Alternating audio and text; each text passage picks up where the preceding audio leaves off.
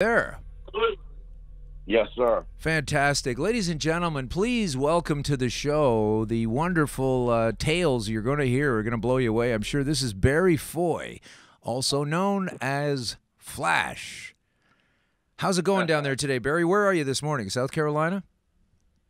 Well, this afternoon, to be exact, we're in Charleston, South Carolina. Okay. Sorry. Yeah, it is this afternoon. I forgot. Sorry. We're in the same time zone and everything. That's a good thing. All right, so listen, I have this book in my hand here, and I didn't get to read the whole thing. I just got it yesterday, but it's called Jackpot. It was written, I guess, in 2010, 2011. Came out in 2012, I suppose. Jason Ryan, you're in here, so I want to just break this down. We're gonna take our time and really figure this out. So you were a young man, and you had never even smoked a joint at one point. And I want you to kind of get me from the part where you've never tried it before to you know it's illegal to now you're bringing it into the country and some of the journeys along the way. Wow, that's a tall order. Sure it is. You were there, though. Yeah, we did it. It's not uncommon, like, to go back and reminisce about what happened back in the late 60s, early 70s. I think it was summertime when I first smoked the joint, and it wasn't anything fantastic, but it felt good. We had some good laughs, got hungry, and the next thing, the next day we had to try that again, and so forth and so on. So it wasn't long before I was in that culture, that group of folks that were, experimenting and reaching out and finding new things to do. So what are you, a teenager at that point? Is that it? Looking outside the box. 18, 19, yeah something like that. Okay. And that's how we kind of got started, just like a lot of people back then. Probably some Mexican pot, maybe some Panama Red. That was about it. The choices were limited. Yeah. Well, let me ask you about that while we're on topic. Panama Red, and I remember Acapulco Gold. And I remember when, I think it was Panama Red, but it might have been the Mexican stuff. It was getting sprayed with paraquat. Do you remember that at all? Yeah, the government was really crazy about trying to figure out a way to stop the production down in Mexico, and so they started spraying with paraquat. That went on, I think, for a year or two, and they finally they were getting a lot of heat for that. What they were doing to not only the plants but the environment and the people, the farmers themselves, and it's a poison. It reminds me of Agent Orange in Vietnam. Right. Just let's defoliate. Let's not leave a leaf unburnt. And people were getting really messed up who were smoking it, as I recall, right? I mean, it was a big problem if you had paraquat. Yeah, but it did kind of put a scare into some people back in that day. You're absolutely right. They would there was some hesitation. Yeah. That was for me, that was very early on. That was in the early 70s, 70, 71 that was going on. Maybe even a little bit later than that, but thank God they quit that project. The government got shut down on that. But the government has tried to stop pot in every way they can, and they finally, I think, are just starting to figure out that they can't do that. It's only taken them 50 years. Yeah, we the people will overcome. And I think that's kind of what's happening, especially today compared to 30 or 40 years ago. We've come a long way. We sure have. And people like you help push that envelope too, man. Don't forget that. Well, thanks. I didn't really want to be pushing that envelope, but once I realized how effective it was against a fatal stage 4 terminal disease, I really didn't. There wasn't any moral choice other than to start talking about it and bringing it forward. It's not secret kind of stuff, But we need a voice. We need a voice, and you seem to be that voice right now. You cover a lot of really cool subjects and are very informative. Well, thanks. I'm glad you enjoyed it. I really am trying to lay out the bones for people to just turn their health around. I really thought this variety of shows, I might do 6 or 10 of these 1-hour specials or something, and it's just taken on a life of its own. We keep on meeting people. But let's get back to your situation where you're a bunch of bunch of long-haired hippies, basically, as they call it. And the paraquat getting sprayed, that's right after they started with this whole idea of calling it a war on drugs, Nixon's war on drugs. So you guys were realizing, like, we should get more of this stuff, and you started to make connections into different countries. Is that how it worked? Did you had people in Mexico, Well, I guess, and Colombia? Basically, I think I went down to Jamaica for the first time, and it's where a lot of pot came from in the early days, was out of Ocho Rios, up in the blue mountains of Jamaica. I first went down there on a lark, met a dude named Jesus. I should have known that was going to be a problem. And 'cause the dude took my money, and I never saw him again. Or maybe that was his version of turning over the changing of the money tables, turning over the money changer tables. Yeah, he was breaking the bread. That's right. Yeah. I never saw him again. But that didn't deter me. I got back to Miami, regrouped, and went back to Jamaica and met a good man down there, a good Rastaman, and started working, and things started happening, and the adventure took over, and we started getting really good sativa, Jamaican, ganja. And you were with how many people at the time? Yourself, and who else was there starting at this level? I usually had a couple of people that helped me, and then, of course, you have to hire. After a while, you do it yourself. I sailed down 3 or 4 times myself, and then I said, well, this is going somewhere. I need to expand, and instead of one boat, we'll get 2 or 3. And what kind of boats were these? What size boat are we? Get 4 or 5. We use mostly sailboats because they fit in well. Sure. Especially in the Caribbean, South Florida, the Bahamas.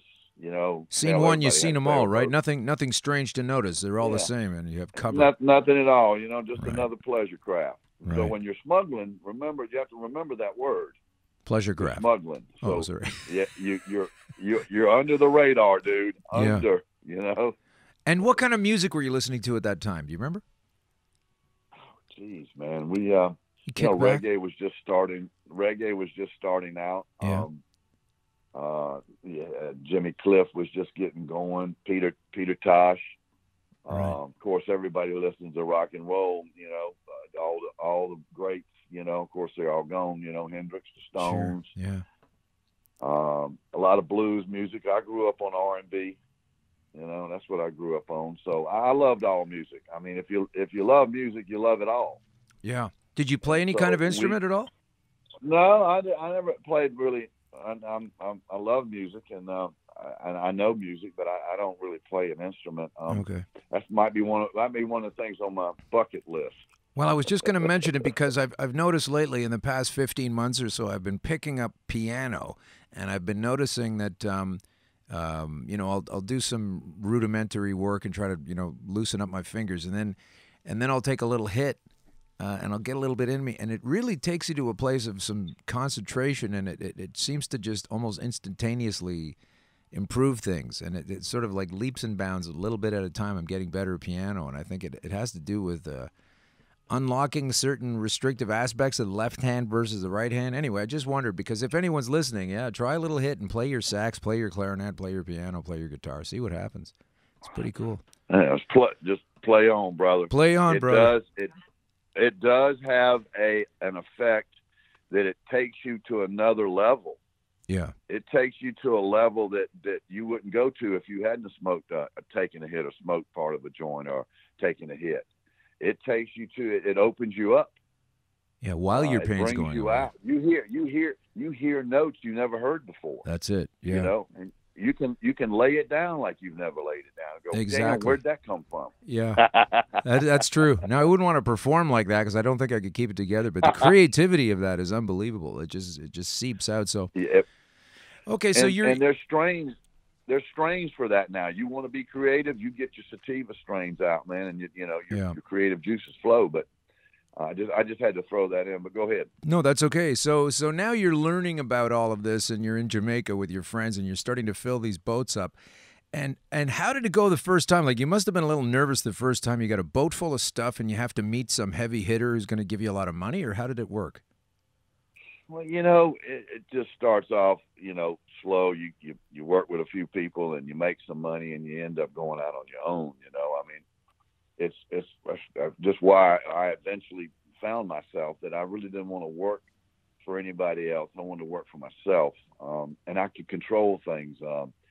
I wouldn't say that I want to micromanage, but I was always better if I felt like I was in control. And when other people are pulling the strings, so I eventually led to me doing my own thing and hiring my own crews and my own places to unload here in the States. Because, like I was thinking earlier, California hadn't come into play yet, so we were supplying the people that were in need for years before we are today in the cannabis business. We were the cannabis business. When you say people in need, what do you mean by that specifically?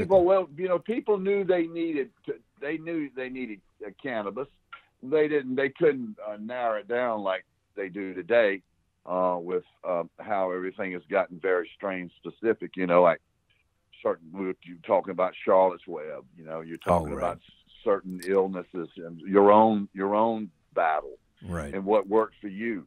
Nobody really knew all those kind of things as a whole, but they just knew it. They felt good. They felt better. Yeah, they just felt better. If they weren't feeling good, they were feeling better. Right.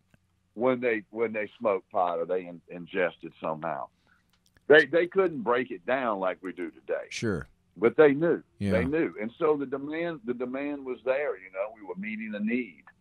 Right. People were in need. Dudes are coming back from Vietnam. You talking about shell shock, and they're talking about PTSD today. Just check out and talk to some vets that came back from Vietnam. That was one hellhole. Yeah.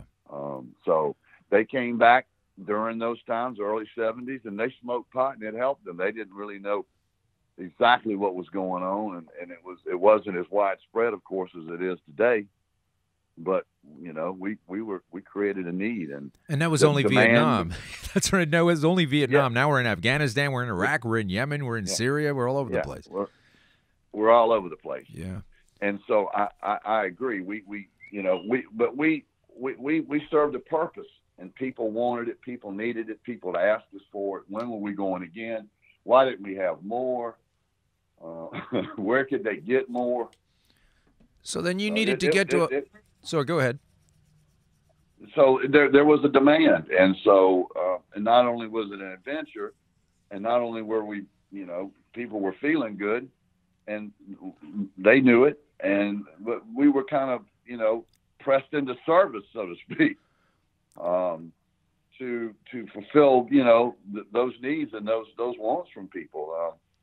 It reminded me somewhat of like Prohibition during when the booze was outlawed. Right. In the States. It's ridiculous, but everybody, so there was people smuggling booze back then, and it couldn't have happened, but there's smuggling going on today, but nothing like it was back in the day. That was a special time. That was, the circumstances were all together. It came together like a perfect storm. Vietnam, the counterculture, people thinking outside the box, anti-establishment. Right. Let's try something different. And we're on, and then so we were all part of that. When you talk about music, you couldn't have music without the pot and the pot without the music, kind of thing. So how many were you? How many folks of your group, like you and your friends, not just everybody smuggling in the world, but like you guys that were doing this thing, the gentlemen smugglers, as it's called? How many were you? There were probably, under that umbrella, I'd say 30. And you all knew each other? 30. We all knew each other for the most part, yeah. And if we didn't, we knew somebody that knew somebody. It was fairly close-knit. Usually if it was time to go work and it was time to get on a sailboat, it was time to unload some pot, you ask your friends, or your friend asked a friend, and it was usually fairly tight. And so it wasn't a large group. Now over the years it grew some, but I would say 25 or 30 guys. 25 or 30. Group. Yeah. So you must have had some after work barn burners, huh? A little blow off some steam, kind of have fun once in a while when you pulled off a successful import. Do you ever do that? We worked a lot. Of course, it was a lot of partying, but it was a lot more work than it may appear to the naked eye. But the parties, we usually partied in the bigger cities. We go to the Big Apple. We go to St. Bart's in the Caribbean. We go to Bahamas, Miami, or we fly to Europe for a while. Take a month or two off vacation. But then the phone would start to ring. When are we going back to work, boss? So you got to this place where you realized, listen, we need to bring in more stuff than we're bringing in. I mean, you can't just put a couple of suitcases into a sailboat and that's going to do it, right? You had to increase the volume. What kinds of size amount were you pulling in? Because this isn't cocaine or something heavily packed tightly. This is a very fluffy substance. It's a lot of bulk, right? So to get like a ton, that's a lot bulky, of space. So the bigger the ship, the better. They used to when we shifted, my guys, we shifted from Jamaica and started going down to Colombia because the strain was better. They had Santa Marta Gold, which is people call it Colombian Gold today. Oh, gosh, a real good sativa. Yeah. It's really the grandparent of skunk. Is it really? All the skunks. Yes, it is. Wow. And so so we started going to Colombia. So it's a little further trip from the East Coast, but so we got bigger boats. We got big fishing boats. We loaded 80-foot sailboats. There was also freighters. The Colombians like to send freighters up, and they'd have a couple of 100,000 pounds on board. Couple of 100,000 pounds. Oh my God. Pounds on board. Yes, and then you would send your smaller boats out. It would take 100 boats to unload it. 80 boats. They'd send small boats, 20-footers, 30-footers. Everybody was surrounding the mothership off the Bahamas from time to time, and run back into Fort Lauderdale, Miami, or the Keys. So I'm guessing that was it. Go ahead. It was the only source of pot for most of the country. Came in like that for years. Yeah. And so there was a lot of action. You would be bumping into people occasionally that you didn't even know doing the same thing you were doing. Right. It's getting busy down here in Florida. So you guys when you were doing this and the amount of people, like you say, you're basically providing so much of the country with your imports. So what I'm going to ask you now is, this is getting into logistics to the point where, okay, so at the very beginning, of course, no one was suspicious of you because you hadn't done anything wrong before. You managed to get away with it, and then you're building this track record, this history of being able to do this. What kinds of thoughts or what kinds of precautions did you take? Like you're running boats in and out of international coastlines. How did you avoid any detection at all in the early stages? Well, early on, the government really wasn't aware of the magnitude of it. You only really worried in the early days about the Coast Guard. Our Coast Guard are normally white hull ships with a red diagonal stripe on them. Yeah. And so the only thing you worried about back then was if somebody was on watch and they went yipe stripes, you knew you may have a problem. But normally the Coast Guard was stretched very thin, so they confiscated very little in the early days for sure, maybe like 5% of everything that ever came this way. And they got a little bit better, and the United States Customs got involved, the DEA got involved some, the FBI, and so it became a bigger thing for the government in many ways to try to take people down, whether through their money, financially what they were doing, or just catch them in the act. I know for 14 years they never caught us in the act. What brought us down in the end was conspiracy. I don't think they had a baggie full of weed. Wow. The conspiracy, in other words, the planning that was required for you to be able to do these runs.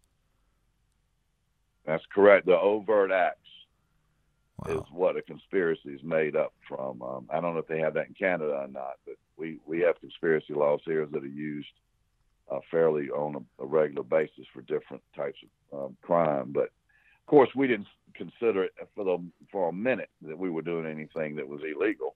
Right. And that's really pretty much been borne out for today, and where we're at today in the legal sense of where cannabis is today. Right. We don't have conspiracy here in Canada. There's no conspiracy here at all. I've been told this many times by lots of people that I'm crazy for even entertaining such a notion. So I guess it's just an American thing. I don't know. We have it on our books. It's you just have to have the overt acts. Well, he bought an airplane or he bought a boat, right? And he paid such and such person, and he made a flight down to this country, and so they put all those acts together to come up with some bullshit to put you in prison. Like me, I did 11 years almost. Oh, you're fast forwarding to the end. That's too bad. You did. Well, you did 11 not the years. end. I'm not at the end. I'm just saying that we were talking about the government, right? And how they and what they do and the legality of it. I saw where San Francisco may soon wipe out people's records that were convicted of pot. Right. Yeah, they're considering doing that. Even felony convictions for pot. So when you were finishing up a delivery, say you're getting cannabis and your marijuana, I guess they called it back then all the time, or weed or grass. So you're delivering that to whoever it is. Anybody watching movies or television shows, this is always a high stakes, high risk operation with guns. Were you guys prepared to kill or be killed, etc., or do we have a different take in reality? Well, I just think you have to look at it as a whole. That it wasn't a culture of violence smoking pot. Just the act of smoking pot doesn't, make me think, or anybody I've ever really been around, well, geez, I need to go in my closet and get my my Glock out. It's time to go do some blasting. When you smoke pot, the only thing you might blast would be the refrigerator. For real, you're not. It just doesn't follow like cocaine. That can make you paranoid, anxious. You're coming out of your skin. Somebody's going to get you. Let me get my piece, and I hear them coming in the door, kind of shit. Right. No, man. If somebody was to knock on the door, you were stoned. Like, yeah, come on in. That's funny. So I think pot didn't lend itself to being a violent. And to me and the guys we dealt with and the people I dealt with, which I dealt with millions of dollars. Somebody would take off 8,000 or 10,000 pounds of pot from me, and 2 or 3 or 4 months later, they'd bring me back $2 or $3 million. Wow! I never saw a gun. They never had a gun. They didn't use guns. I didn't use guns. For what? Yeah. We were selling pot. We were smuggling pot, and we were making money. Violence only brought on more heat. Yeah, well, I tend to believe the same thing. Yeah. So when you guys were starting to realize that okay, you've been eluding the Coast Guard every single time, whether you're going into, you took your boats right into Colombia, so you're avoiding their Coast Guards, you're avoiding your own Coast Guards. How did you get a sense at some point, like, somebody knows something, the cops or whatever? How did that go down? Well, you can only get away with something like that for so long. You just hope to make as much money as you can, and then when the end comes, you're situated to deal with it in a positive sort of way, if you call going to prison positive. But like I said earlier, the Coast Guard was spread thin. Sometimes we had a knowledge of where they were. Sometimes we knew where the people who patrolled those areas of water were. We knew what they drove. We had done surveillance on them a lot of times, so we were ahead of where they were. Right. They made me think they were watching us, but we were really watching them. Sure. And you knew the game plan, so yeah. We knew what they were doing, and we knew that, and we could also improvise. That was one of our greatest assets, was improv, because none of this shit went down out of a book where you had rules that said, okay, on day one, this is what you do. Right. It's just evolving. On day two, this always evolving. Yeah.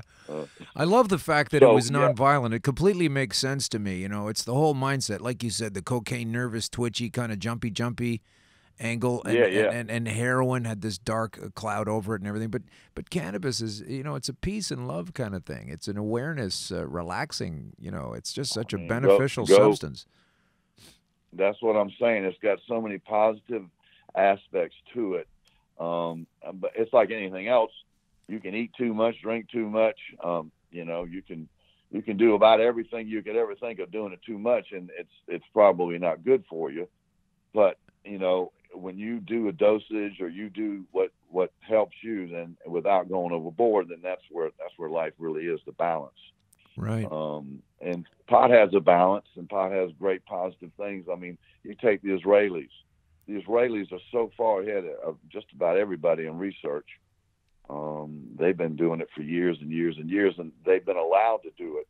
Where, I don't know about Canada, but U.S. No. It's hard for these universities to get research money when it's a Schedule 1. Yeah, it's an illegal drug, sure. Yeah. It's totally illegal, and it makes it hard to get research. And so people are dying probably right now. People are in pain right now probably because our government and the U.S. has not allowed enough research to go on and find more things, more diseases and more of everything that pot would cure. Well, that's absolutely the case. Yeah, absolutely. It definitely is. So it was always an uphill battle. Everything we were doing, we were just beating the government. We were beating down the propaganda. We were part of that counterculture that what blossomed into where we are today in the cannabis business of sorts. And so you have to go back. You have to look at it in those terms, and I'm just glad it is where it is today. And I'm glad that someone like you is kind of preaching the word. Well, listen, you did 11 years in prison for this at the end of it. We'll get to that later because a lot of you, I think all of you guys went to jail at some point, but yeah. Isn't that true? Everybody in your gang got nailed? Yeah, most everybody. Yeah, that's correct. Some more than others, but everybody did a little piece. Yeah.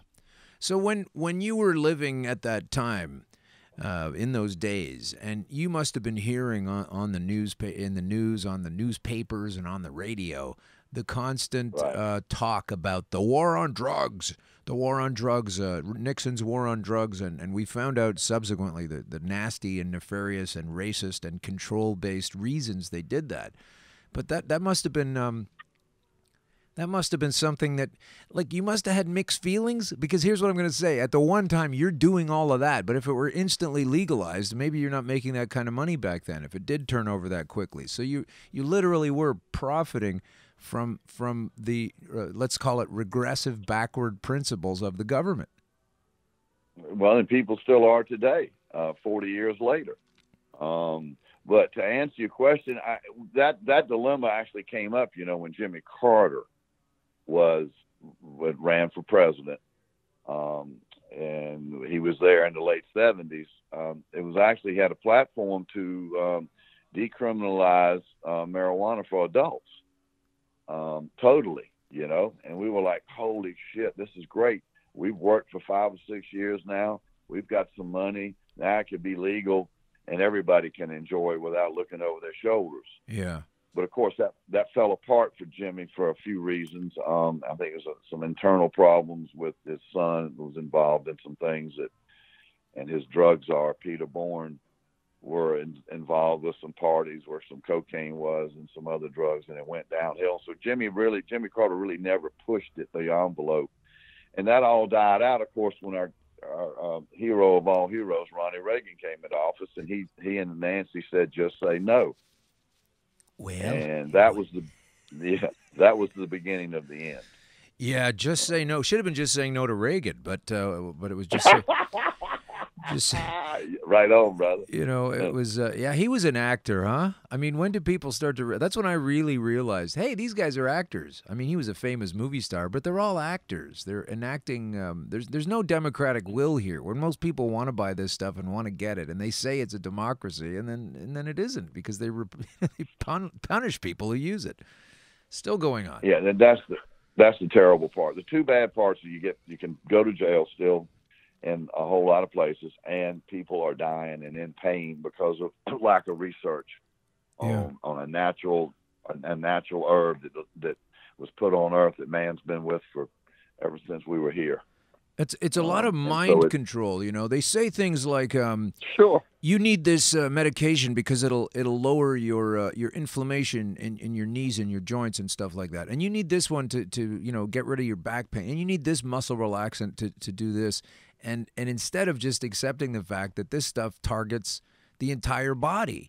And they call it a crutch. When you're using it to relax, to shake off your PTSD or work your way through it, to eliminate it, to improve your life, to take an edge off, as if this society doesn't give us enough reasons to be upset and panicky and anxious about things. And they call it a crutch. It's a crutch. It's a drug. You shouldn't be using it. It's a bad thing. And meanwhile, the pharmaceuticals that they tout are doing those same things, or trying to, and failing at it. You know, it's not a crutch to use an opioid for pain.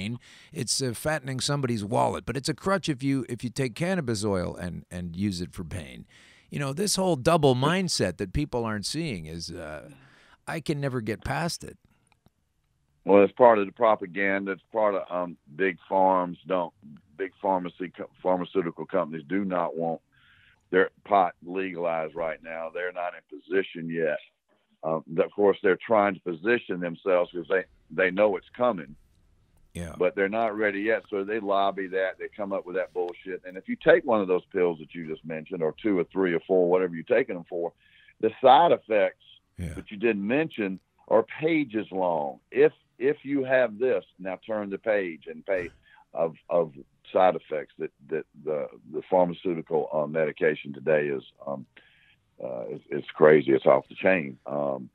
Half the commercial on TV is about not what it'll do for you, but how it can hurt you. Yeah. So so you go back to those days where Jimmy Carter came in, and then Ronald Reagan came in with his wife, lovely Nancy, just say no. And he really ramped up the war on drugs. He threw the money at it. He said he was going to wipe pot off the map. You know, he was going to make it where there wouldn't be any more pot on the streets. Another Republican lie. Oh boy. So that didn't happen. No, he tried, but it didn't happen. And eventually, he did have an effect on us because he threw everything at us. You know, the FBI, the IRS, U.S. Customs, DEA, you name it. Every agency you can think of. So Reagan got in, and they started to muck around in Grenada. What happened there? Were you guys involved in that? Well, it was Grenada was a friend of mine was down there, as a matter of fact, named Bob the Boss, who is in the book, an adventurer, a sailor, smuggler, one of my partners. He's dead now. He happened to be down in Grenada when Ronald Reagan sent in the Marines and the Navy and whatnot to take over Grenada, because it had been the government had been overthrown by some so-called communists.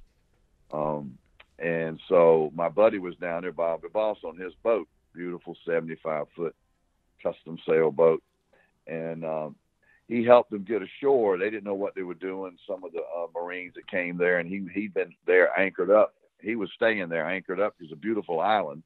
He just happened to be visiting when the war broke out and the Marines landed. So he helped them get around. He helped them figure out what to do, where to go, what roads to use. He actually worked with them for a day or 2 or 3 until they got control.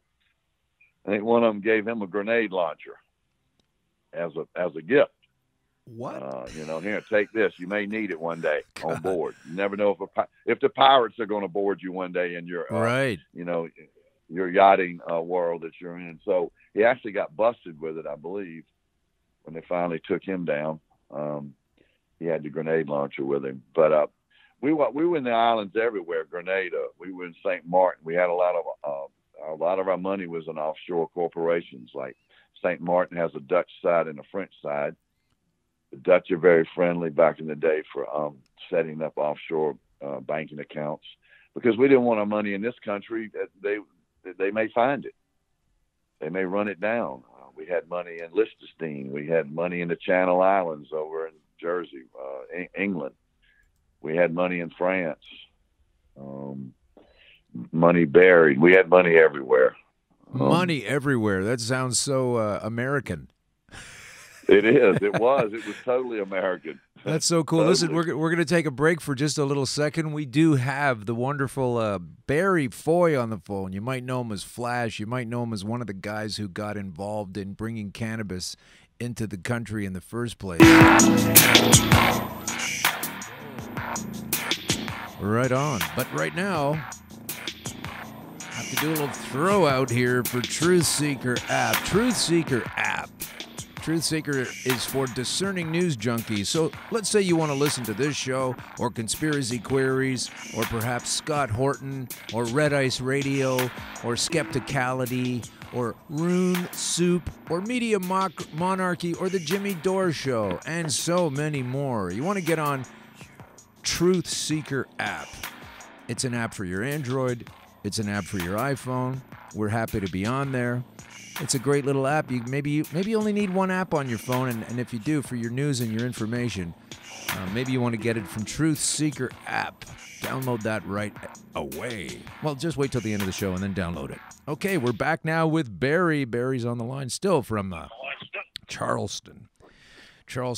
So, so Reagan's in there. Now, listen, did any of you guys ever get skin cancer? I figure you're in the sun all the time. Well, I'm sure that somewhere on this old ragged-ass body of mine, I've got some skin cancer. Have you got a cure for me? I do, actually. Well, here again, it's not necessarily a cure so much as changing your body, but yeah, you can use cannabis oil on these horrible situations. Smoking a joint isn't going to do anything, but if you use the oil, both internally and topically, check that out. I was just thinking of all you guys on the boats back then, and there wasn't sunscreen, and maybe sunscreen's not a great idea, but you guys were in the sun all the time. I'll bet you were all looking like a bunch of leather bags. Yeah, just like old lizards. That's why I need that warm sun in a rock, in the morning. When I drink my coffee, I got to be laying on a rock. Well, I hope that's what you get to do. Are you still in touch with some of the guys? Oh yeah, we're together quite a bit. We actually get together. We used to get together once a year. It's kind of died off now because some of the people have passed. But we used to have what they call the felons ball.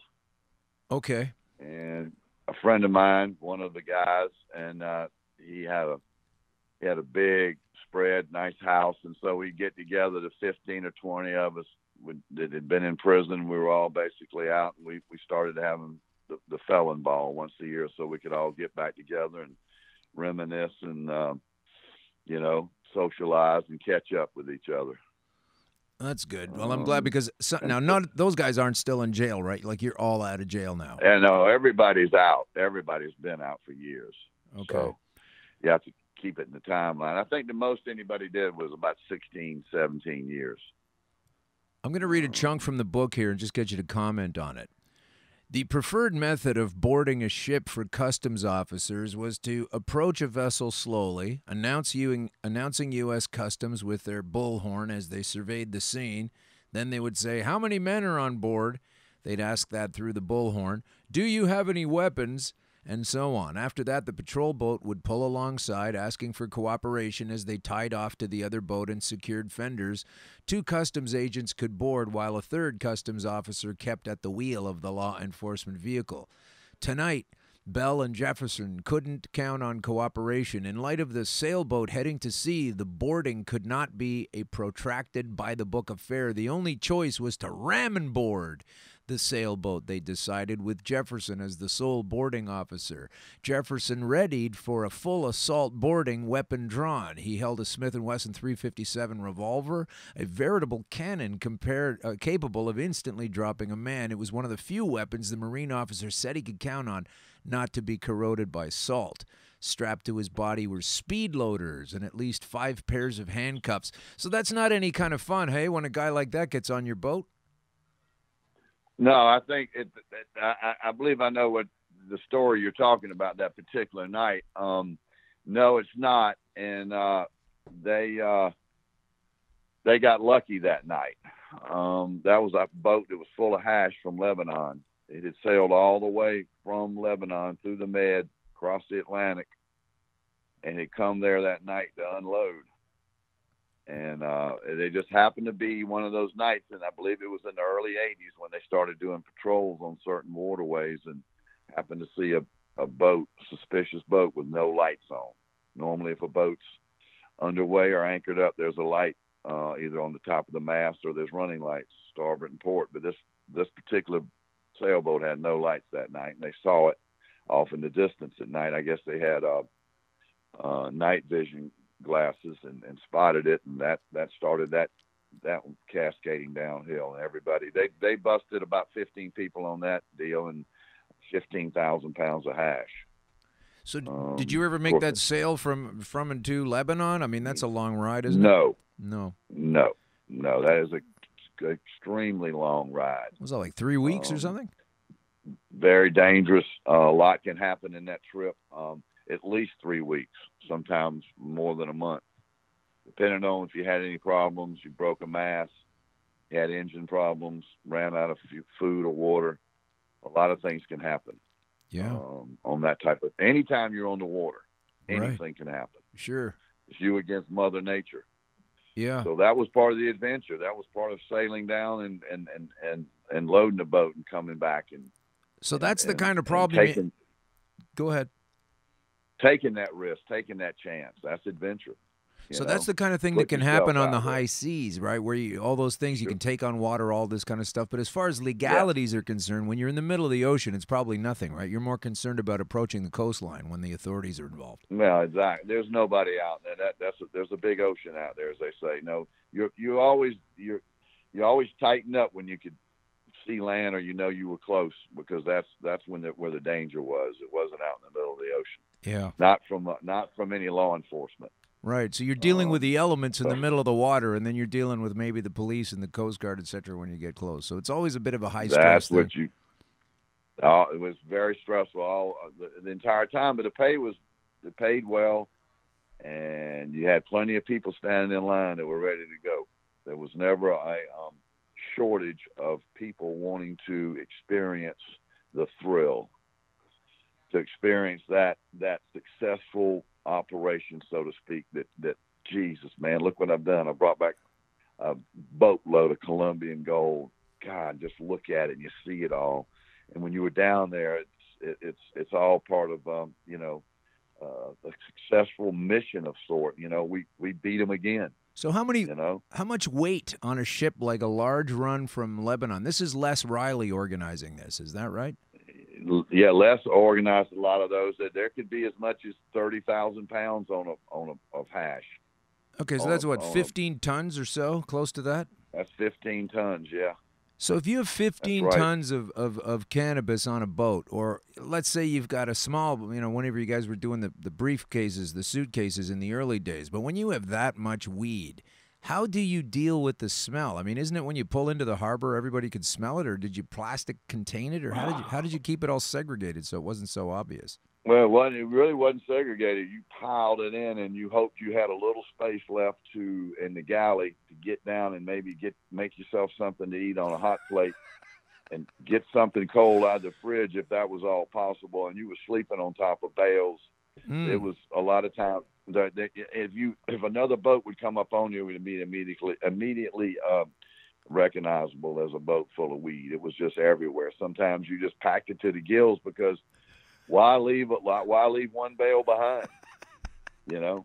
I think I was born in the wrong time. I really do. I think I was supposed to be down there with you guys. I think I'm supposed to be 20 years older, and I should have been down there.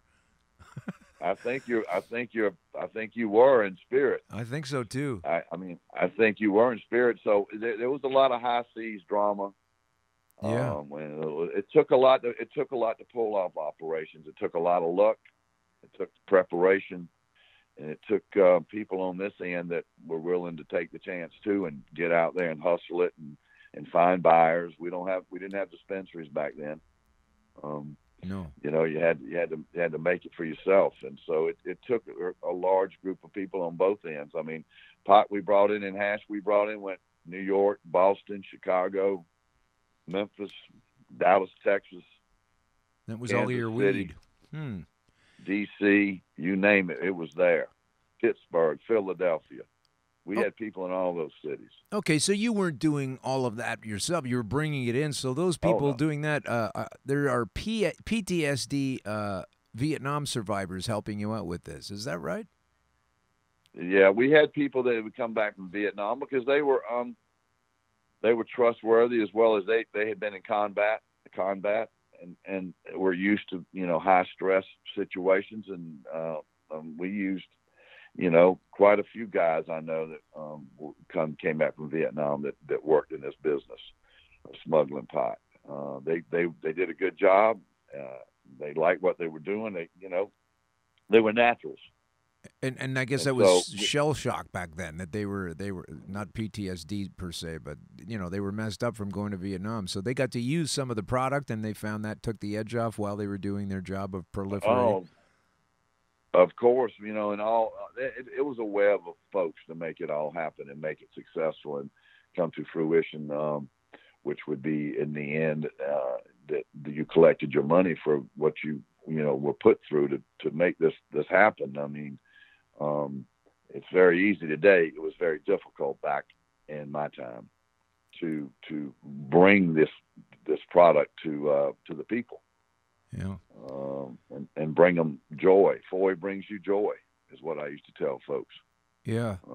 Did you ever get into conversations with people down there? Like, and what I mean is this. So you knew what you were doing, and you knew that you liked it, and you knew what was enjoyable and profitable about it, and you knew the quality of the product. You knew everything you needed to know. So when you were maybe at a bar or having a restaurant meal somewhere or just mixing with someone in the public, did you ever run across somebody who, was government mind control to the point, well, this is terrible stuff, and just have like a conversation with them about, no, listen, it does bring benefit or anything, and you had to deal with mind-controlled compatriots, other Americans who just couldn't believe this stuff, and you've got that sort of that war set up. It's bad. No, it's good, and it's perpetuated like that. Did you ever have those conversations? I think you find that today. So you found it back then, and I'm sure I had that conversation exactly how you described it. There was always someone who was a doubter. Yeah. There was always someone who couldn't get beyond the propaganda and couldn't get beyond what the government had preached and put out there for people to suck up and be dumbified by. It's incredible how hard the government's tried to keep all this down. And we're still dealing with it today with the current administration here in the States. And so y'all are lucky in Canada.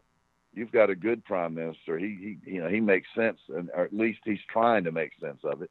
Yeah. Well, let's not get into an argument. I'm having such a great time with you right now. I don't really want to talk about Justin Trudeau. No, I know. No, we won't go there. That's okay. No, it's all right. I could tell you another time. He's, I get it. He looks good from a distance, but when you really start picking it apart, you realize it's not that great of a thing. Yeah. That's incredible to me that you were doing so well for that amount of time, and that these magic spells where people think it's such a terrible thing because their government told them. It's amazing to me that it still has hold over anyone. But let's bridge the gap a little bit. This has been so great talking with you, by the way. Thanks for giving up your time this afternoon. My pleasure. I want to learn a little bit more about, let's bridge the gap. So you guys are out there, cowboys, you're bringing it in, you're having fun, you're making money, you're getting it done, you're providing people with pain relief, etc. And it's going really well. But now some things have started to fall apart and or go wrong, probably because of investigations from your governmental opposition. And how did that unfold? Like, how did that just begin to be the whole sinking ship, and then everybody had to go to jail? Let's get through that part. Well, like I said, when Ronald Reagan came in, it really accelerated from the government's side as far as how they were approaching us and approaching, people that were smuggling. They kind of started with the financial end. They had a few tips from the rats that were out there. There was always an informant. You never could, somebody was always going to be weak. The government intimidated a lot of people with long sentences, and sometimes people would give the government information to get a lighter sentence. And a little tip here and a little tip there, they started opening up a can, and found some real estate transactions. They found some corporate papers. They started to find a paper trail right into our finances. And once they started getting into our finances, they were able to expand from there and to take more people down and eventually break us all up, make us all basically scatter, indicted us, tried to arrest us all, and did arrest a lot of people, and eventually everybody in the end But it started with a paper trail. It started with the IRS, really. Oh yeah. Breaking us down and follow the money. Yeah. So before you got to that part, it, were you buying Cadillacs and Corvettes and racing cars? Oh, and sure. All that stuff. Sure. Sure. I remember buying my first Porsche in 1974 in Atlanta, Georgia. I walked in with a paper bag with $15,000 in it. And at that time, the dealer in Atlanta was kind of in the hood. It was on the edge of the hood, even though it was downtown Atlanta in those days. And when I walked in, I said, I like that one on the showroom. It was a red Targa. I'll never forget it. Yeah. Beautiful car. And he said, you'll take that one? And I had flip-flops on and shorts and a T-shirt and a paper bag.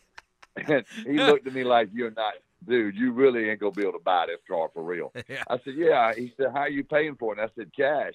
I said, right here in this bag. And he said, oh, my God. He said, come in my office, because he was kind of worried, because there I was with cash, and we were in a kind of a questionable neighborhood. Ran inside his office. He closed the blinds and counted the money, and I drove out in that red Porsche. Yes, sir. First car. So that's amazing. I started out, and I love cars, and I bought quite a few of them. And everybody did. Everybody spent their money. They might as well. I mean, you can't take it with you. Sure, you got tons left, and you're buying, but you got to buy something, right? I mean, there was Ferraris and Porsches and Mercedes and BMWs, and we had all that stuff, fur coats. Yeah, just the crazy stuff you do when you're young, and you're young, and in your 20s, and you're millionaires. And you're bringing in tons of hash from Lebanon on ocean liners. Yeah, sure. The typical sort of American Norman Rockwell. So yeah, we spent it like we made it. We really did. I mean, we always went first class, and why not? I mean, but I'll tell you, we also were underground as much as you could be. And so, like, for instance, when I would fly on a commercial flight somewhere, you always sit next to someone, and then inevitably you strike up a conversation. And, well, what do? You might be asked. And I always had a real estate card with me that had a false name on it, and it had real estate entrepreneur in New York City, just some bullshit on there, and yeah. So it wasn't like we flaunted everywhere. You couldn't just tell the guy next to you on the airplane, yeah, I'm a pot smuggler, by the way. Mm-hmm. So there was concealment. We kept it underground, but at times it was hard not to be a little bit out front. Yeah. And I used to fly to Concorde when it flew. You flew the Concorde? Oh, God, I definitely needed to be we were going to Europe. I mean, we went to Europe a couple of times a year. We spent a month or two over somewhere in France. So we lived well, and we deserved it. Sure. And we knew what it was like to make money, but we also knew what people liked and what they needed. And people still need good cannabis today. They always will. That's for sure. So this is the fascinating thing in the book, and people might not understand this until you take a look at a map, and a relatively local map, is that your prime source of import was originally South Carolina, but you also spread it up and down from Florida right on up to Maine. Isn't that right? Right. We were Florida to Maine, all the way up down the East Coast, wherever you could feel comfortable in. Because once you know the water like we did, once you know boats, and it's easy to go assimilate yourself into a little community where there might be a very nice-looking place with deep water. It's very quiet. It's secluded. That's what we look for. We were smugglers. Now, how did you find that? You found that from the land side of things, or you must have already known where you were pulling in? It was local knowledge. Also, just surveying it yourself, doing your homework, knowing the layout of the land, knowing that part of the world where you were, like Maine. It's like Nova Scotia and up into Canada. It's very rocky and it's very tricky. It's very rough and unpredictable. Virginia is a lot like South Carolina. Florida's flat, fairly easy. Yeah. And we smuggled on the West Coast too. We also smuggled into Seattle, Washington. That was probably the last deal I ever did. Wow.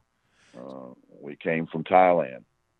So folks may So realize we that when you look at the line between, say, the Florida, wherever you might want to put port there, on up to Maine, and you look at that on a map, that's let's say that's let's say that's 6 inches long. If you're looking at it in a book, you got a 6-inch long line between Florida coastline. and Maine. You've got a 6-inch coastline in a book.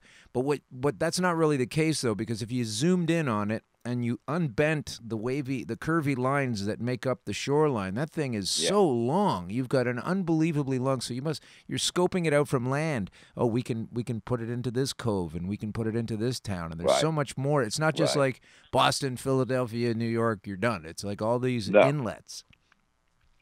No, you microed it out. You picked one little secluded spot, and that's why we did so well in South Carolina. It's a very unpopulated coastline, right? And if you knew the locals, you knew the people who fished here all their lives, who caught shrimp here all their lives, people who own shrimp boats. We used a lot of shrimp boats. We utilized what was here, and so. I think having knowledge of the ocean and having knowledge of what we took, everything we mostly did was by boat. Yeah. Now you had a lot of smugglers that used airplanes, but we didn't. We never used planes. It was we weren't in the plane business. Right. We were in the boat business, and so. Well, you're still alive. You got Barry Seal going in and out of Arkansas is no longer alive, so you're probably made the right choice.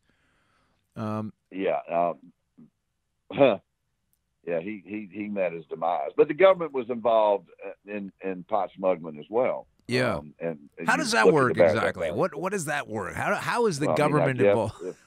Tell me about that. If you're Oliver North, you know how to take care of all that. The government's giving you okay to land at an Air Force base. The government's giving you a Air Force plane. All that Iran-Contra stuff was underground and supplied. By drugs. That war was paid for by drugs. And bringing back heroin and cocaine, I heard, but I think heroin from Vietnam inside body bags and even sometimes inside body parts. This is what I heard back in Well, that was the government was probably involved in some of that as well. Yeah, Air America. Sure. Yeah. So there you go. And so it only comes out in dribbles and bits. Who knows how really big it was? Yeah.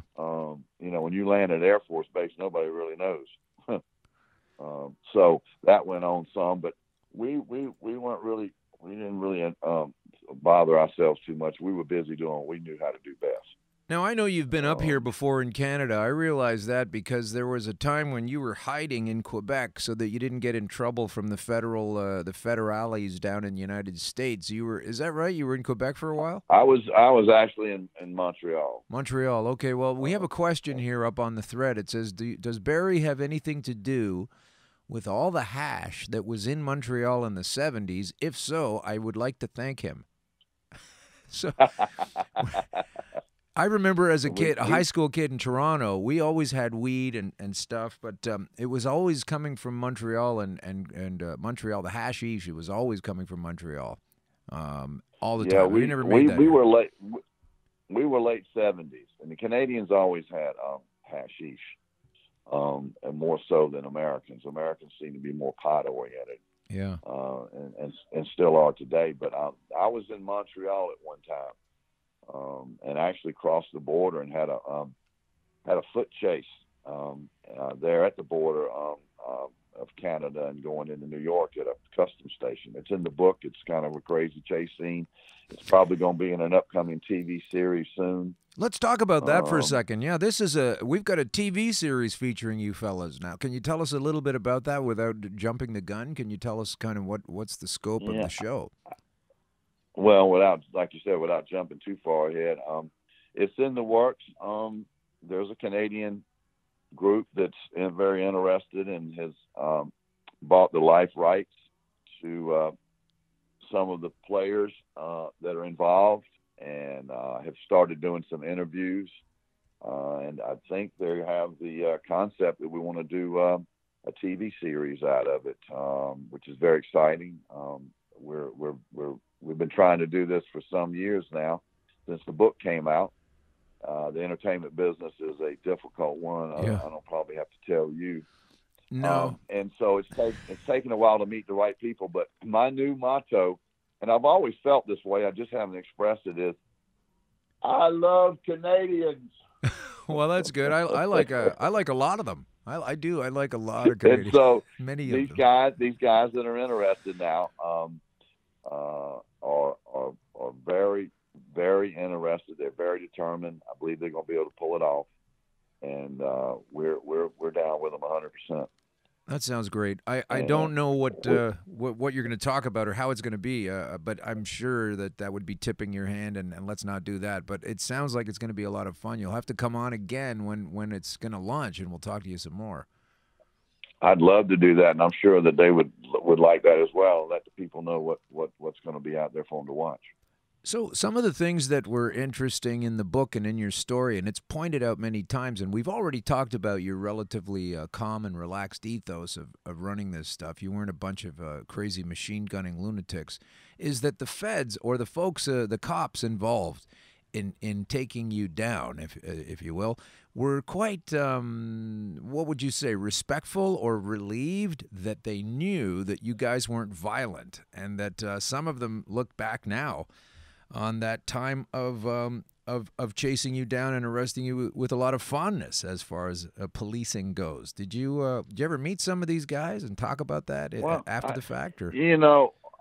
There's still one or two of them around that I've seen them around. I haven't really spoken to them, but I've seen what they've said, and they've generally expressed that they respected what we were doing. I mean, they knew what we were doing was, it was on a large scale. It took a lot of planning. It took a lot of brains. And I think that they respected that, even though, they were doing their job, which at times was dirty. Some of those DEA cops were dirty. And I'm not going to mention any names, but for the most part, the guys in the end, a lot of times they went to the same schools that the guys they were prosecuting went to. Yeah. And so they knew each other.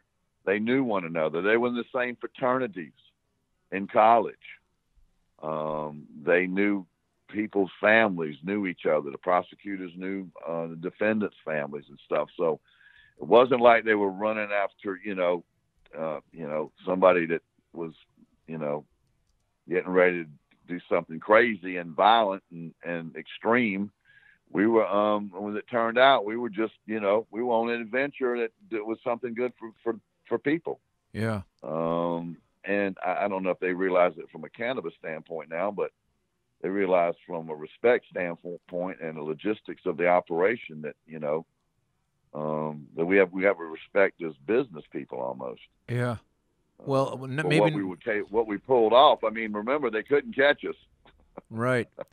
So now you have. It was like the Dukes of Hazzard sometimes, man. Yeah, that's what I wanted to get to. Yeah. So hopefully there'll be some of that in your TV show, because I'm sure there's a lot of good stuff. No doubt. Yeah. No doubt. So you live in South Carolina still. That's your main residence, South Carolina? Yeah, it is. I've lived all over the world pretty much, but I've lived in South Carolina for the last 20 years, ever since I got out of prison. So your Henry McMaster is your current governor. Henry McMaster. Tell us about him and what you know about. Well, Henry was one of those prosecutors that knew and was friends and in the fraternity with several of the people that he ended up helping put in jail. Henry, the only thing Henry ever won in his life was a lieutenant governor he ran for a couple of years ago. And he didn't run against anybody. He'd always lost every election he'd ever run for. I don't think he's like the smartest guy in the world. But he won the lieutenant governor. And then when he came and supported Trump here in South Carolina and came out on the bandwagon for Donald, Donald did him a favor. And the only way Donald could do him a favor was to take the governor we had, Nikki Haley, who is now the UN ambassador now, and that left the space open as lieutenant governor. He moved into the governorship. Okay. And so Trump did him that favor by because Nikki Haley had come out against Donald Trump. She didn't really like him. Right. And said so. But because Trump and McMaster are kind of alike. So that ought to tell you something. Sure. Without me going into detail. No, I get it. And he was nominated by President Reagan as United States Attorney for district. Yeah, that's right. So he's got that kind of history Right. going on. So before we get to the end, he's a Reagan. Go ahead. Yeah, he's a Reagan. No, he's a Reagan man. You're right. Yeah. Reaganite. Tons of fun. So before we have to get going soon, but this is so terrible because I could just talk to you all day. This is fantastic. But let's talk a little bit about in your own. You got 30 guys in your little clique. They all got nailed at some point. The whole thing fell apart. The feds moved in on you. They had all the banking records, the paper trail, as you say, for them turned into fruition of arresting all you guys. What were you charged with? They have a statute. And it's called 848. It's called Continual Criminal Enterprise, CCE. It carries 10 to life. And so that's what they had me under the Kingpin statute. Wow. As well as 2 or 3 other people that I was involved with that were part of the organization. So that was the statute. It carried 10 to life. And it really wasn't meant for pot smugglers, I don't think. Really, they had actually brought that back in the 70s to fight the mob and take them down, but they ended up using it, and they could seize your assets without a conviction. Oh, I see. Forfeiture seizures. They would come take everything that they could find without having yet arrested you. They could, if that was your boat, they would take it. If they could find your money, they would take it without a conviction, without an arrest. Right. Those are some of the that's how that went down. Okay. And then so you were found guilty and you were sentenced to how long? I was sentenced to 18 years. 18 years. So on the 18 years, I ended up doing 11 years. Right. 11 years. And did you pay for your lawyer with the money that you were able to squirrel away from the feds?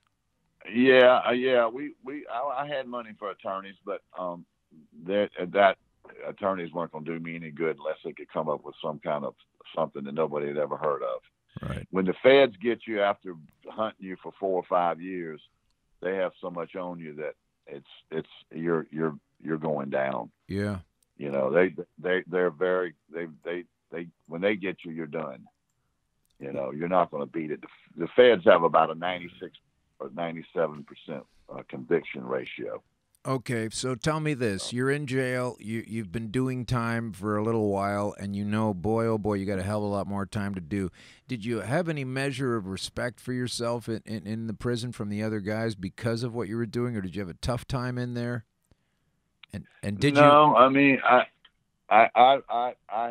think I had one run in the whole time I was there. I mean, it's all how you carry yourself in prison. I mean, I didn't let anybody, disrespect me, and that's the main thing in prison. And I kept to myself a lot. Right.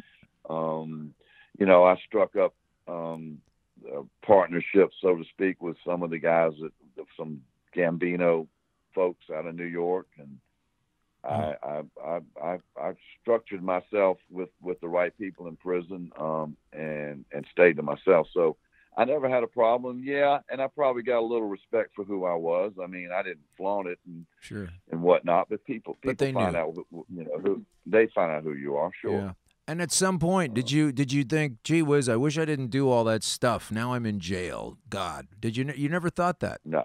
Why not? No, because I knew what I'd done wasn't really anything wrong. I didn't go out and hit somebody over the head and take their money.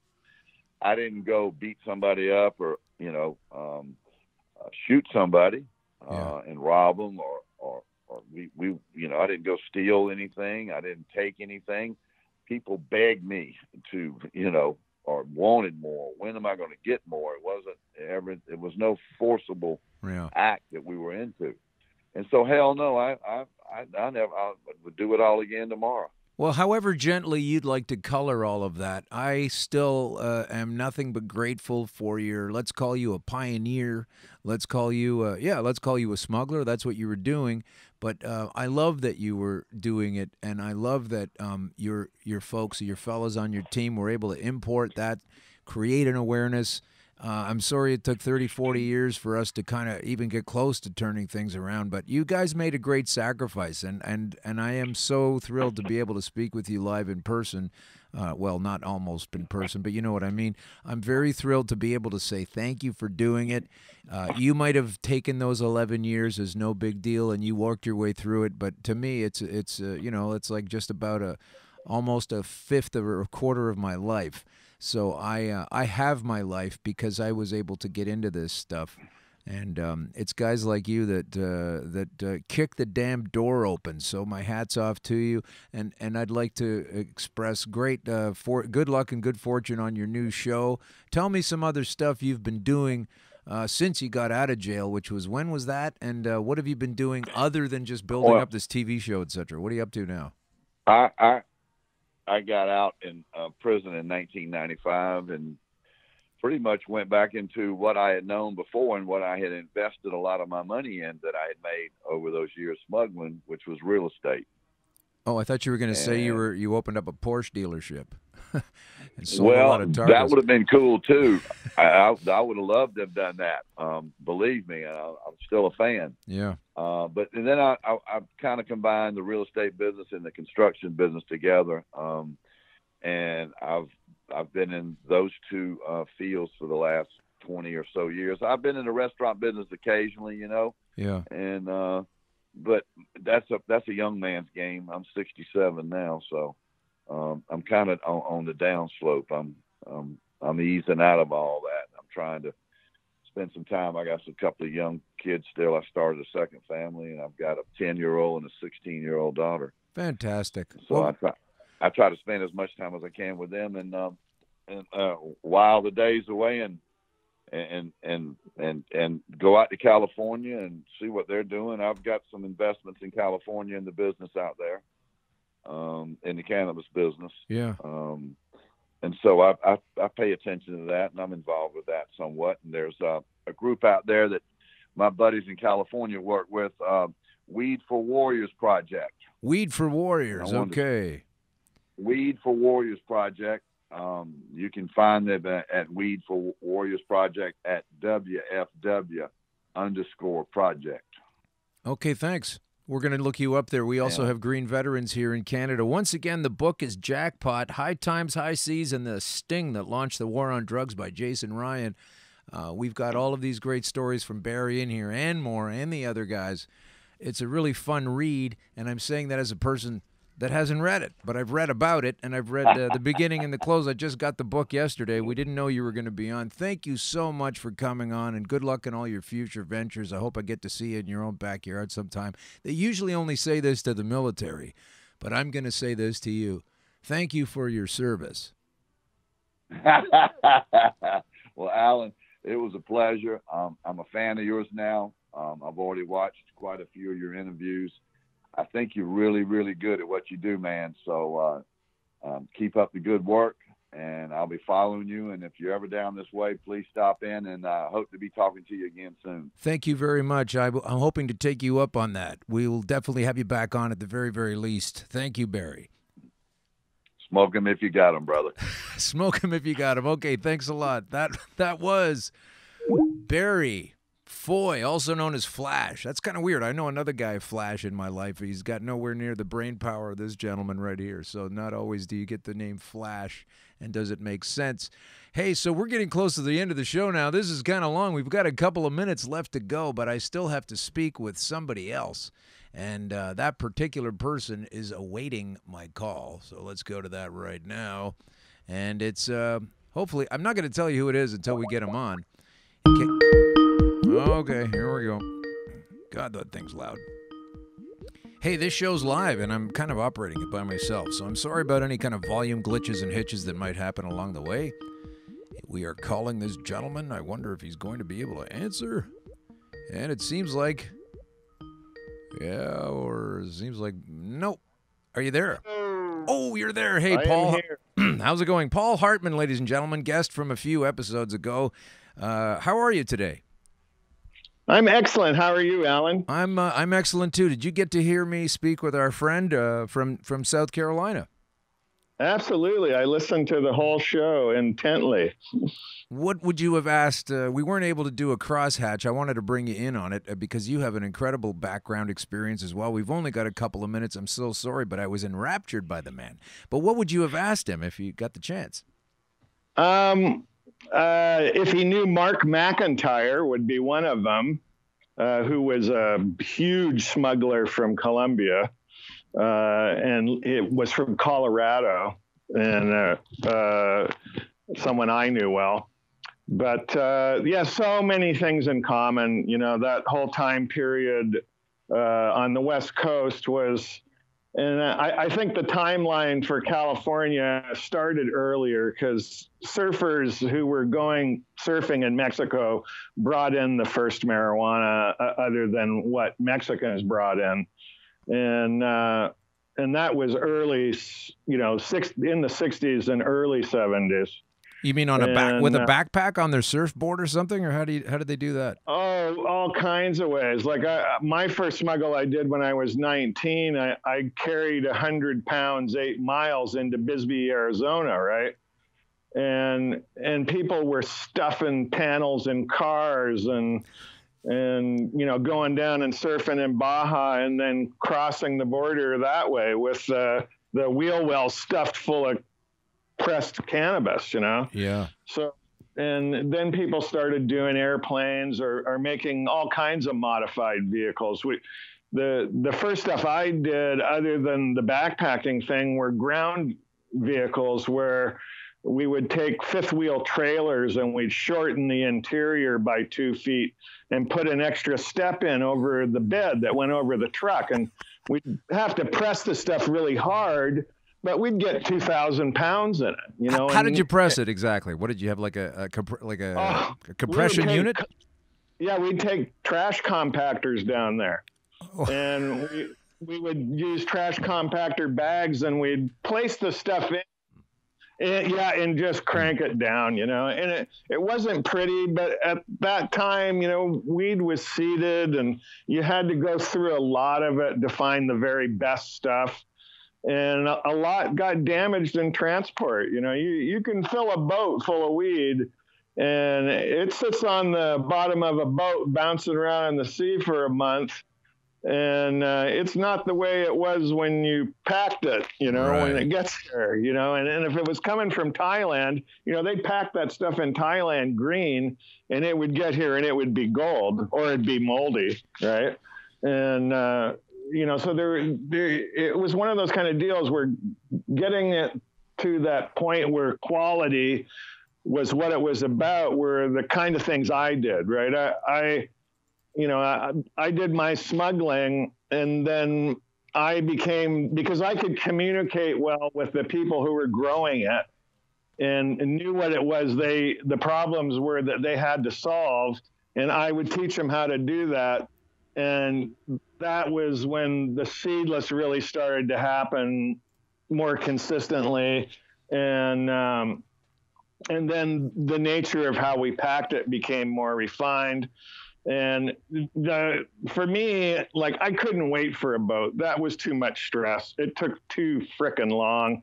Right. Same thing with the ground thing. You got to drive 2,200 miles with a loaded vehicle with a family in it, you know, so that when it hits the border, it looks right when they're trying to cross, right? Yeah. And I went into airplanes. Airplanes were what I loved because you knew in a few hours, right? and the stress was off, and planes are a lot of fun. So what you're saying is that Barry was running things on dial-up and you wanted to go high-speed internet with your smuggling. You know, what Barry did was, here's the thing about boats, and I did one trip in the Caribbean on a boat, and we hit a storm here's the thing about sailing. Sailing is 50% ecstasy and 50% complete fucking terror. Right?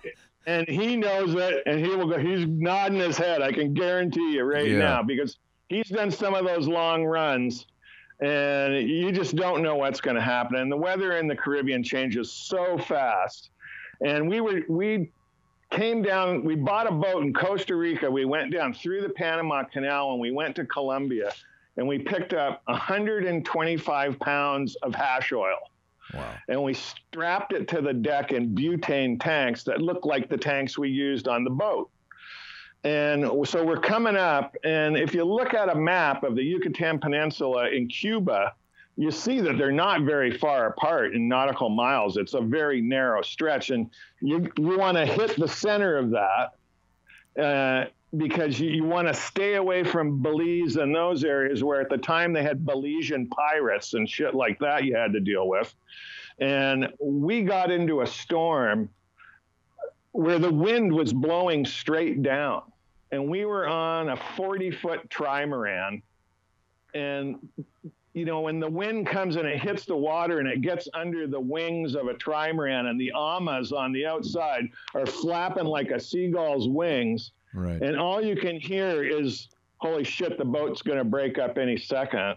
And the two guys you're with are so freaked out that they inflate the life raft in the cabin of the boat. You know something's fucked up. And then, you know, it was an 18-hour-long storm. And the next day we're sitting there like, holy shit, the boat is just beat to hell. We had stanchions that ripped out of the deck and all kinds of shit. And the next thing we know, we hear this explosion and this thing zing by us and splash in the water next to us. And we're like, the fuck was that? And we see a Cuban gunboat barreling down on us. Oh, wow. And we get boarded, and I was a Canadian. I had my Canadian passport, and the other two guys were American. And we had blown into Cuban waters, and they took us in. They left me on the boat. Because you're a Canadian? Yeah, and they took those other guys away for a week. And I'm like, I didn't know what was going on. I'd run out of food. I was like, I couldn't leave the boat. They found a shotgun. They tried to accuse us of running guns. And they never looked at the 125 pounds of oil that was sitting on the deck in the butane tanks. Unreal. And they eventually let us go. And we went into New Orleans and parked the boat in a little bayou and walked away from the thing and never saw it again.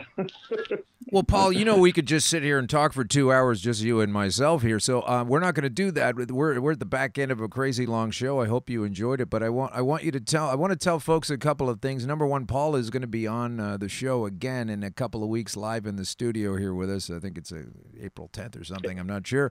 And it is April 10th indeed. Yeah. So what's going on with you in the meantime? I understand you're going to be speaking at the Windsor, Ontario, which is actually north of Detroit, folks. If you're American listeners, a little piece of Canada. Sorry, it's actually south of Detroit. Detroit is north of Windsor. But you're going to be speaking at the 420 celebrations, April 20th in Windsor. What's going on with that? I am. I've been booked in there. I want to thank Leo Lucifer for booking me in there, and my publicist Tracy Lamore for helping, who also helps Green Crush out. I'm going to be speaking on recreational the Friday on 420, and then on the Saturday I will be speaking about medical as well. Fantastic. Once again, folks, this is Paul Hartman. He is a patient, among other things, and a storied history, as you know. He's a patient of Dr. Sam Malachi, who has written the book, The Great Cannabis Conspiracy. We featured that at the end of February on the show with Paul, and he is carrying that torch as our Sam is working through his... Go ahead. Absolutely. Everybody buy that book. Yeah. It's a great bargain, and it's a wonderful story. It is full of shock and surprise, and it's going to a great cause and a great man. Paul. I mean, literally, we wouldn't be where we are right now without people like Sam. That's for sure. And I'd like you to know that I'm thrilled to know that you know him and that I know him and that I read the book, and and the help it's been giving me and understanding and how all this magic works. It's kind of more on the side of science than magic, and thank God we're no longer repressing it. I'm looking forward to seeing you down here. I'm looking forward to it too, and I really enjoyed the first show, and this next one's going to be great as well. And Barry Foy, you're awesome, man. Glad we were warriors together at the same time on different coasts. On the same time on different coasts, but I don't think Barry was necessarily compacting their stuff with a garbage kitchen press. So hopefully you gave that thing a rinse before you sold somebody weed with like egg juice on it or something. No, we use brand new ones. You kidding me? I guess you could afford them. Okay, Paul, we're going to let you go. Another great product made by Sears. And now they're out of business because there's no more smuggling. Well, All right, we will talk to you again soon, Paul. It's been a great time on the show today. Went longer than we thought, but Barry had a ton of stuff for us to hear. So thanks a whole bunch, Paul. I'm looking forward to it. We're going to let you go. We'll talk to you soon. Looking forward to seeing you. And it's a kind of a rainy day, but I feel very sunny inside. I'm so glad that we have this show and we can get these pieces of information out to people. You hear about the peace and the love and the groovy, even when they were smuggling. They didn't tolerate all that hate and war and shit and all these other terrible, cocaine and, do what you're going to do. But it's just a more peaceful thing to take advantage of, this cannabis plant, this thing that has turned around my life. I don't seem to be able to shake the stage 4 label. They won't take that away from me. So now I understand that I am stage 5. That's something I gave myself once I realized they weren't going to let me back out of the stage 4. So stage 5, a plant can save your life. My name is Alan Park. You've been listening to Green Crush, and I thank you for it. We just had a rotten nightmare, that's all.